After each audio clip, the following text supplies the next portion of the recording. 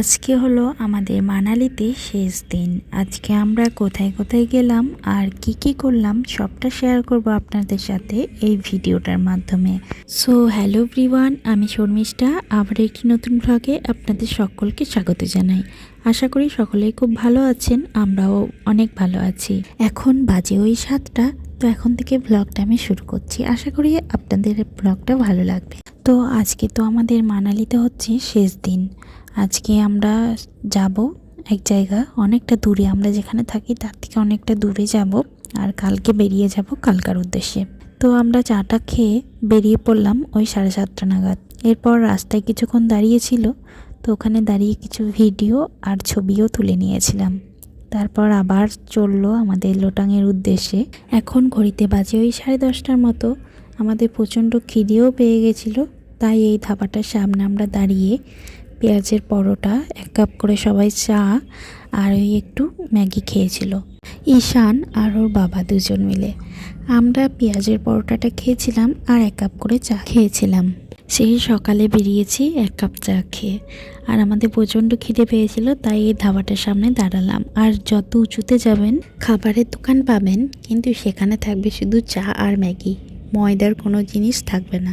তাই এই ধাবাটাতে দাঁড়িয়ে আমরা টিফিনটা সেরে নিলাম।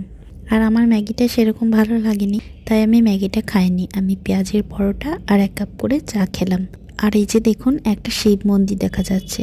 এখান থেকে বেশি দূর নয়, কিন্তু আমরা টাইমের অভাবে আর যেতে পারলাম না ওই মন্দিরের ভিতরে। তো যাই হোক, আমাদের সব খাওয়া দাওয়া কমপ্লিট করার পর আমরা আবার বেরিয়ে পড়লাম। কিছুটা রাস্তা আসার পর শফিক আবার ওই ড্রাইভার দাদার কাছ থেকে গাড়িটা নিয়ে একবার গাড়িটা চালালো।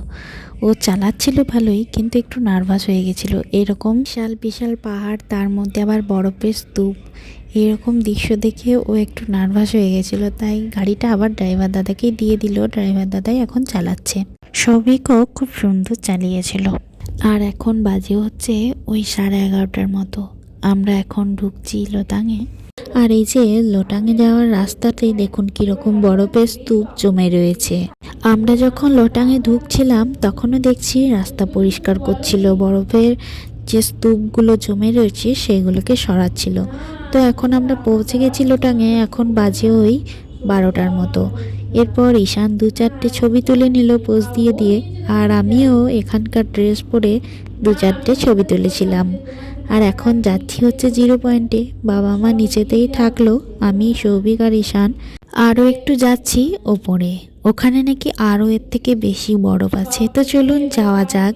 এই যে রাস্তার দুদিকে দেখুন কিরকম বরফের স্তূপ জমে রয়েছে। এগুলো না আমরা যখন আসলাম তখন সব পরিষ্কার করছিল, আর আমরা স্নোফল পাইনি।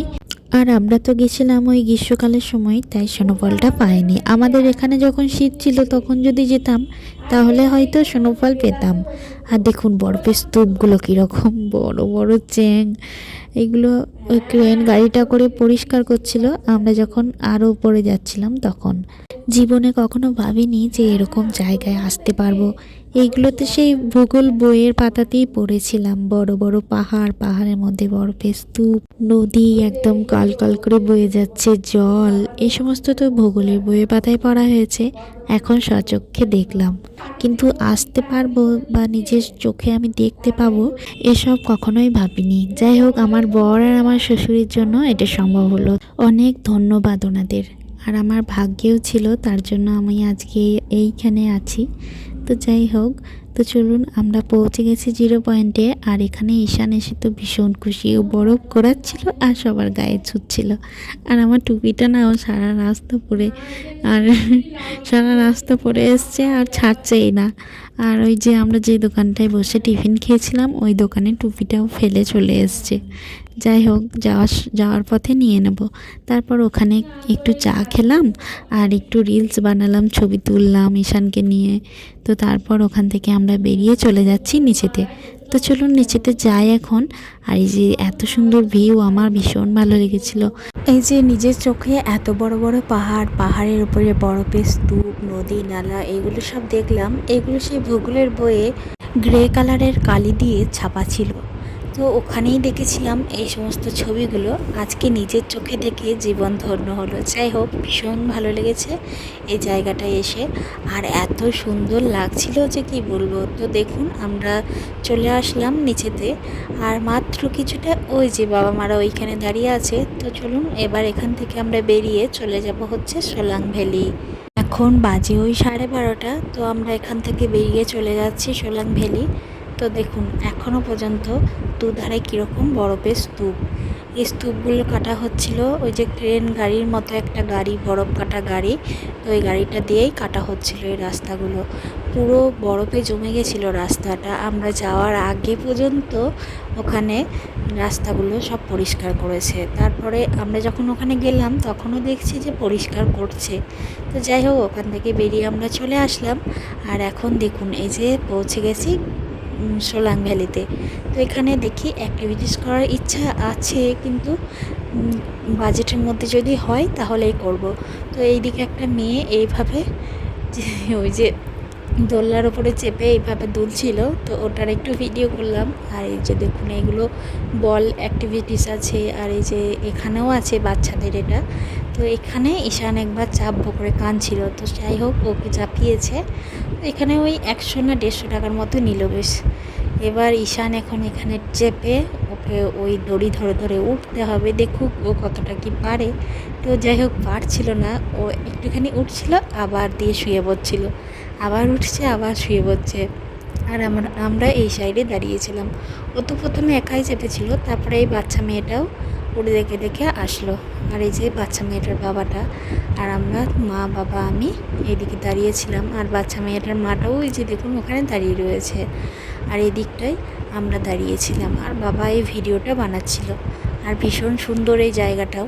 আর এই জায়গাতে যদি শীতকালে আসেন তাহলে পুরো একদম বরফে ঢাকা, একদম বরফে মানে পুরো সাদা এই দিকটা। এখন তো সবুজ সবুজ রয়েছে, আমরা তো গ্রীষ্মকালে গেছিলাম, তো সেই জন্যই অনেকটা বরফটা কম ছিল। আর এইদিকে দেখুন ঈশান অনেকটা চেপে গেছে। তো ও ওখান থেকে এমনভাবে পড়লো যে কি বলবো। যাই হোক, এই যে একটু একটু একটু একটু করে উঠে অনেকটা চলে গেছিলো। তারপরে আমরা এদিকে চলে আসলাম, এখন ইয়াকের পিঠে চাপবো। তো চুমড়ি গায়ে যে আমরা চেপে গেছি আমি আর ঈশানের তো একটুকু ভয় ছিল না, আমার তো ভীষণ ভয় লাগছিল। আমি তো মুখটাকে কীরকম করেছিলাম, ও যখন ওইরকম করে হাঁটছিল, অত বড় চেহারা, তারপরে আবার আমরা মানুষ ওই ওর পিঠের ওপরে চেপেছি। আর ভীষণ ভয় লাগছিল ও যখন হেঁটে হেঁটে যাচ্ছিল। আমি তো চাপিনি এসবে কোনো দিন। সৌভিকটাও তো সিমলাতে ঘোড়ার পিঠে চাপলো, আমি ভয়ে চাপতে পারলাম না। এটাতে যাই হোক একটু নিচু বলে যাই হোক চাপলাম, তাতেও ভীষণ ভয় লাগছিল। ওই কিছুটা কিছুটা মানে একটুখানি আমাদেরকে ওর পেটে চাপিয়ে ঘোরালো। তো ওইটারই টিকিট নিল হচ্ছে 300 না 350 টাকা। তো আমরা এখন যাচ্ছি ইয়াকের পিঠে চেপে। তো দেখুন কিভাবে চললো। আর আমার ভীষণ ভয় লাগছিলো। আর এই কাদার উপর দিয়ে যখন যাচ্ছিলো, এক একটা পাথর ওর পায়ে লাগছিলো, তা পাথরের পায়ে লেগে ওর পাটা পিছলে যাচ্ছিলো। তখন আমাদের মানে ওর পিঠে যেহেতু চেপে আছি, একবার এইদিকে কাত হয়ে যাচ্ছি, একবার ওইদিকে কাত হয়ে যাচ্ছি, মনে হচ্ছে যে পড়ে যাব, একটা ভয় কাজ করছে পড়ে যাওয়ার। তো তারপরে যাই হোক এক ভাগ ঘুরিয়ে এসে আমরা এখানে নামলাম। তো এখানে নেমে কিছু ছবি তুললাম, একটু ভিডিও বানিয়ে নিয়েছিলাম, আর সবাই মিলে একটা করে আইসক্রিম খেয়ে এখান থেকে বেরিয়ে পড়লাম। এখন যাব হচ্ছে হোটেলে, প্রচণ্ড খিদে পেয়ে গেছে, 3টের মতো বেজে গেছে।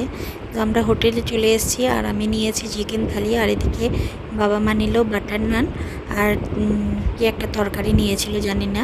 আর এদিকে সৌভিক বিরিয়ানি আর রায়তা। আমাকে এখানে দিয়েছিল হচ্ছে দই আর আলু কপি, চিকেন কষা আর ভাত, আর পাও ভাজা, চাটনি, এগুলো তো আছেই।